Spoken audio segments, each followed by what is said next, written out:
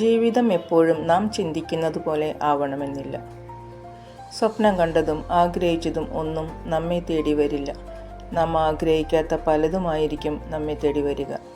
ചിലത് നമുക്ക് സന്തോഷവും മറ്റു ചിലത് ദുഃഖവും സമ്മാനിച്ച് കടന്നു പോകും. അനുഭവം മാത്രമാണ് നമ്മുടെ അധ്യാപകൻ.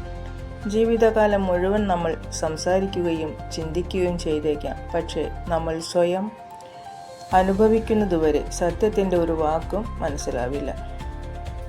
തെറ്റുകൾ എല്ലാവർക്കും സംഭവിക്കാം. എന്നാൽ സ്വന്തം തെറ്റുകൾ മനസ്സിലാക്കി അവ ന്യായീകരിക്കാതെ തിരുത്തുക എന്നതാണ് അഭികാമ്യമായിട്ടുള്ളത്. സ്വയം നമുക്ക് സംതൃപ്തി നൽകുന്നതും മറ്റുള്ളവർക്ക് ദോഷം വരുത്താത്തതുമായ ജീവിതമാർഗങ്ങൾ തിരഞ്ഞെടുക്കണം.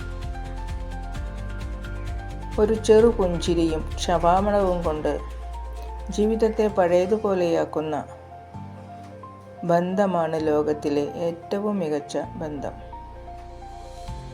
വളരെ സ്നേഹത്തോടെ എല്ലാവർക്കും ശുഭരാത്രി. Good night.